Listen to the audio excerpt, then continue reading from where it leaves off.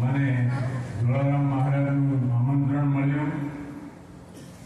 આટલા બધા મહાપુરુષો અને આપ સૌના મને દર્શન કરાવ્યા એટલે એમને ખૂબ ધન્યવાદ. ગુરુ મહારાજ એમની ભક્તિમાં ખૂબ નિષ્ઠા વધારે, સૌ વાતે સુખી થાય એવી સદગુરુને મારી પ્રાર્થના છે. ધોળારામ મહારાજે મને યાદ છે ત્યાં સુધી આ ત્રીજી વાર અહીંયા હું આવ્યો છું. દીકરીના લગ્નનો પ્રસંગને નિમિત્ત બનાવીને આજનો આ જ્ઞાનયજ્ઞ ગોઠવ્યો. એમાં ઉપસ્થિત આદરણીય મહેન્દ્રરામ મહારાજ, આદરણીય પોથીરામજી મહારાજ, પૂજનીય હૃદયપુરી બાપુ, આદરણીય મિયાચંદ મહારાજ, અમારા ગિરધારી મહારાજ, જ્ઞાનપીઠ ઉપર ઉપસ્થિત બધા જ અધિકારી મહાપુરુષો અને સામે વિરાજમાન બ્રહ્મસભા, સંત પુરુષો આવા પ્રસંગો ગોઠવી આપણને સંતોનું દર્શન કરાવે છે. ધોળારામ મહારાજ પોલીસ ડિપાર્ટમેન્ટના માણસ અને એવા જ અમારા આપણે બહુ સરસ વાત કરી દર્શનના મહિમાની. મહેસાણા વાળા ભવનરામ મહારાજ એક ડિપાર્ટમેન્ટના માણસ. હવે આ ડિપાર્ટમેન્ટના માણસોમાં આવી વાત આવે એ થોડી અઘરી વાત છે, પણ જેમ મા બાપનું લક્ષણ દીકરા દીકરીમાં આવે એમ ગુરુનું લક્ષણ શિષ્યમાં આવે. આપણા મહાભારતનો એક પ્રસંગ છે. આવા કારણો, આવા પ્રસંગો ગોઠવવા પાછળ આપણે બીજું જ્ઞાન તો ગુરુએ આપણને બધાને સરખું આપ્યું છે, ફક્ત ભાવ વધારવાની જરૂર છે. સંતોએ લખ્યું, અરે ભાવ પતિવ્રતાનો ભૂલે બુદ્ધિ એની બગડે, કૃપા ગુરુની ક્યાંથી થાય, વસ્તી છોડી જાય વગડે, શોભા સારું સેવા કરે, ભાવ ગુરુથી ભાગે. શોભા સારું સેવા થાય ને હકીકતમાં જે સેવા થાય એમાં ઘણો ફરક છે. ભગવાન કૃષ્ણે ધર્મરાજાને કહ્યું કે રાજસ્વ યજ્ઞ કરો. આ બધામાંથી નિવારણ થવું હોય તો રાજસ્વ યજ્ઞ ગોઠવ્યો. તમે સૌ જાણો, આ તો મહાભારતની વાત છે. તમે જુઓ, ભગવાન કૃષ્ણે બધા કામ વહેંચણી થઈ ગઈ તો ભગવાન કૃષ્ણે પતરાળા ઉપાડવાનું કામ લીધું, પ્રભુ પદ મૂકી દીધું, રાજાનું પદ મૂકી દીધું, સેવાનું સ્વીકાર્યું. તો ધર્મરાજાએ પૂછ્યું, બાપુ રાજસ્વ યજ્ઞ કરીએ તો અમારો યજ્ઞ સફળ થયો એ કેવી રીતે અમને જાણવા મળે? તો ભગવાન કૃષ્ણ કહે છે કે તમારો યજ્ઞ નિર્વિઘ્ને સંપૂર્ણ થશે તો 3 વસ્તુ થશે. એક તો સોનાનો નોળિયો નીકળશે, ધર્મની ધજા ડળશે અને શંખનાદ થશે. પ્રસંગ આદર્યો હજારો ઋષિ મુનિઓ, સાધુ સંતોને આમંત્રણ આપ્યા. ટૂંકમાં વાત કરું કે આખો યજ્ઞ પૂરો થયો, પેલું 3 માંથી એક થયું જ નહીં. ભગવાન કૃષ્ણને ફરી ધર્મરાજે પૂછ્યું, બાપુ યજ્ઞ પૂરો થઈ ગયો પણ તમે કહેતા હતા એમાંનું કઈ થયું નહીં. તો કે કારણ એમાં કઈક રહી ગયું.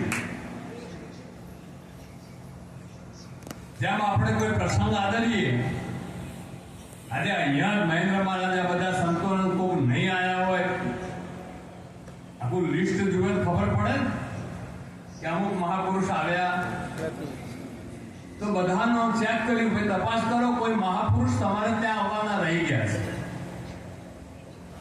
તપાસ કરતા કરતા બધા મહાપુરુષો આવ્યા, બધાની સેવા કરી, ભેટ પૂજા બધું થઈ ગયેલું. સુપદ મુનિ ના આવેલા. સુપદ મુનિ સામાજિક રીતે વાલ્મીકી સમાજના હતા, દ્રૌપદીના ગુરુ હતા. તમે જો તો ખરા ક્યાં જઈને વાત પડી છે. હરિભજન થકી છોટા હોય તે સૌથી મોટા થાય છે. તન તાપ ટળે જન્મ મરણના સંશય સર્વે જાય છે. જો વાલ્મીકીજીની વાત કરી, જેણે ગર્ભશાળામાં દેહ ધરી, એને સપ્તકોટી રામાયણ કરી. હરિભજનનો આટલો મોટો પ્રતાપ. તો કે સુપદ બાપુ રહી ગયા છે,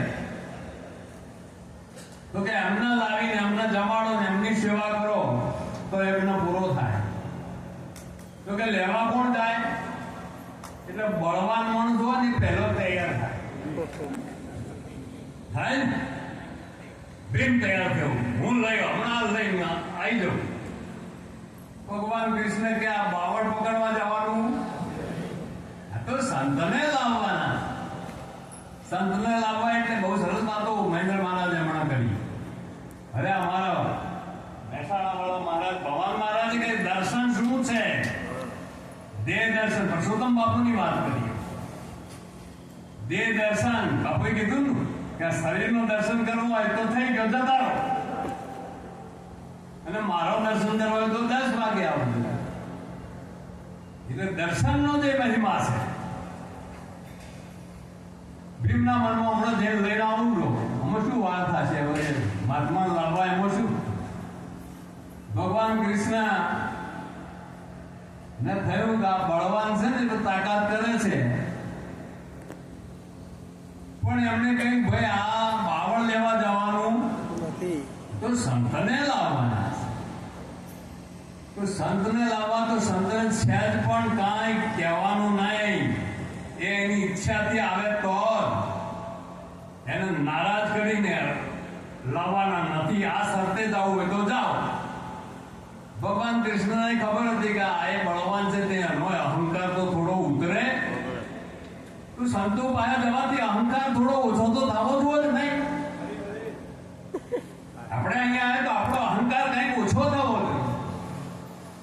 જ્ઞાન નો હોય, બળ નો હોય, બુદ્ધિ નો હોય, કંઈક તો ઓછું થવું જોઈએ. અને એ તો એના મુખાકૃતિ ઉપરથી ખબર પડે સાહેબ. વાણી બોલતા હોય ના ના તમે ફોટો પાડો, આવું બંધન કરીને ભીમને કે જાઓ. ભીમ પહોંચ્યા સુપદ મહારાજ ના ત્યાં. તો સુપદ મહારાજ તો મહાપુરુષ, સંતને જાત ના હોય. जात न पूछिए संत की पूछ लीजिए ज्ञान, मोल करो तलवार का पड़ा रहन दो म्यान. म्यान गमे तो उधरू હોય પણ તલવારમાં ભલીવાર ના હોય તો ખરા ટાઈમ ઉભા રાખે કે નહીં? અને म्यान ગમે તેવું હોય પણ તલવાર તેજ હોય તો કામ થાય. તો ભીમ જૈન કહે છે બાપુ હસ્તિનાપુરની રાજધાનીમાંથી આવ્યો છું. મોટાભાઈએ યજ્ઞ કર્યો, આપને પણ આમંત્રણ આપ્યું, આપ આવ્યા નથી તો મને લેવા મોકલ્યો છે, તો હું આપને લેવા આવ્યો છું. ભીમે બહુ વિનંતી કરી. પછી સુપદ મહારાજ કહે છે હું ક્ષત્રિયનું જમતો નથી. ભીમના મનમાં થયું કે આ ત્યાંથી બોંધીને મને મોકલ્યો છે ને કે આટલું બોલવાની હોય એની તાકાત છે. ક્ષત્રિયનો જમતો નથી. એટલે કે બાપુ પણ મને તો ચીઠીનો ચાકર, હું આવ્યો છું, આપને લેવા આવ્યો છું. બહુ કરગર્યા એટલે સુપદ મહારાજ કહે છે આવું તો ખરા, પણ એ યજ્ઞનું ફળ મને અર્પણ કરો.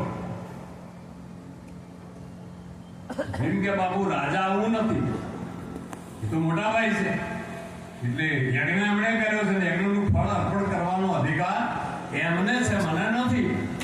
તો કે જાઓ, પાછા જાઓ. વિલા મોઢે ભીમ પાછા આયા. તમે જોતો ખરા સંતના પાસે જ આવવું એટલે ભગવાન કૃષ્ણને ખબર જ નથી કે આ એમને પાછા આવવાના છે. હવે કોણ જાય? ધર્મરાજાએ કીધું હું જઉં કે ના ના તમારું એ કામ નથી. તો કે કોણ જશે? કે તમે બતાવો કોણ જાય. કૃષ્ણને મોકલો, દ્રૌપદીને મોકલો. દ્રૌપદીને કહ્યું જાઓ ગુરુજીને લઈ આવો. દ્રૌપદી રથ લઈને ગુરુજી લેવા જાય છે. વિનંતી કરી, બાપુ હું આપને લેવા આવી છું, અમારા યજ્ઞમાં આપ પધાર્યા નહીં, યજ્ઞ અધૂરો રહ્યો છે, આપ પધારો. તો સંતને ખબર હતી કે આના આગળ બહુ વિવાદ કરવા જેવો. રાજાને જેટલો અધિકાર એટલો મહારાણીનો અધિકાર હોય. તમે જુઓ, સંત વિવાદ ના કરે, સત્ય વાત આવે એટલે પકડી લે, આધીન થઈ જાય. એ આઘા પશુ બોલે નહીં. સત્ય વાત આવી એટલે બાપુ કહે છે કૃષ્ણ આવું તો ખરા, પણ એ યજ્ઞનું ફળ મને અર્પણ કરો. દ્રૌપદી કહે છે બાપુ શું વાત કરો છો કે આ આપણે ભજન બોલીએ છીએ. અરે મન રે સંત દેખીને સન્મુખ ચાલી, ડગલે ડગલે યજ્ઞા ફળ હોય, સામૈયા હરિગુરુ સંત.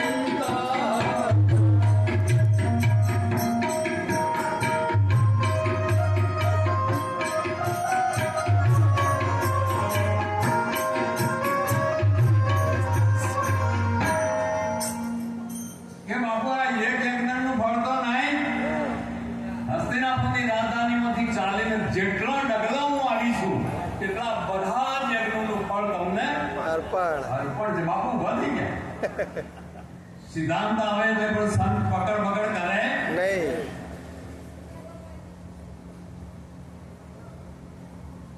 દ્રૌપદી લઈને આવ્યા. ભગવાન કૃષ્ણ કહે છે હવે જમાડો તમારા હાથી. રાજધાનીમાં શું ખામી હોય? બધું પતરી ભોજન, પતરી શાક બધું પીરશું બાપુને. દ્રૌપદી ઉભા વીજળો નાખે છે. બાપુએ બધું કર્યું ભેગું, કર્યું. દ્રૌપદી જોયું, બહુ બાપુએ મારા ખાવાની હાલત બગાડી, એમને ખાતા આવડતું નથી. ફલાણી જાતના છે આ પડી, આ વેમ પડી. એને મનમાં જે બોલ્યા નથી કશું. આ ઘણા બોલે ના પણ મનમાં પડ્યું હોય.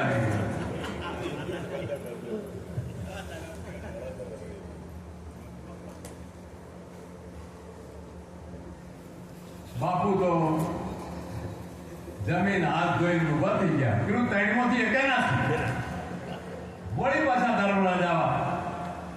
પ્રભુ તમે કીધું એમ થઈ ગયું, પણ આ તો એક જ થયું નહીં કે દ્રૌપદી પૂછો, કૃષ્ણને પૂછો. દ્રૌપદી કે બાપુ મારી ભૂલ, મારા મનમાં એવું થઈ ગયું કે મહારાજને ખાતો આવડતું. ગુરુના ડખા, ગુરુના જોવે ચોંદુ ક્યાં પડ્યું છે.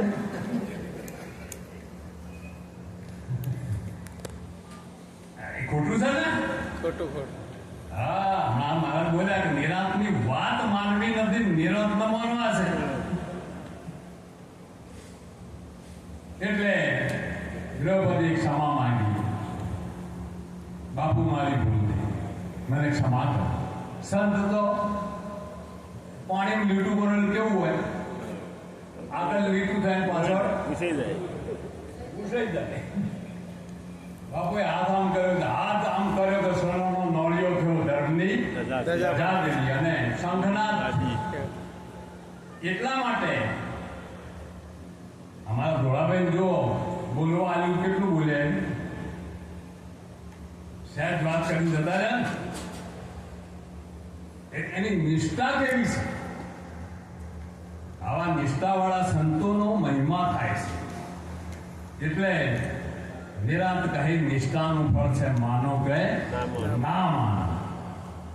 જેવી નિષ્ઠા એવું રિઝલ્ટ આવવાનું. એટલે આપણે મારે તમારે સૌએ જ્ઞાનની વાતો કરવી એ તો બહુ અઘરી છે અને એમાં તો કોઈ બોલવાનું આવતું જ નથી. એમાં તો સમજવાનું આવે. પણ રહેવાનું જ્યાં સુધી જ્ઞાન નથી લીધું ત્યાં સુધી કહેવાનું અને જ્ઞાન લીધા કેળે રહેવાનું. આવી નિષ્ઠા આપણી જામે તો આનું રિઝલ્ટ આવે. ફરીવાર જોડારામ મહારાજને, એમના પરિવારને, અમારા મહેન્દ્ર મહારાજને ખૂબ ધન્યવાદ અને વંદન કરી, આપ સૌને વંદન કરી મારી વાણીને વિરામ આપું. બોલ સદગુરુ મહારાજ.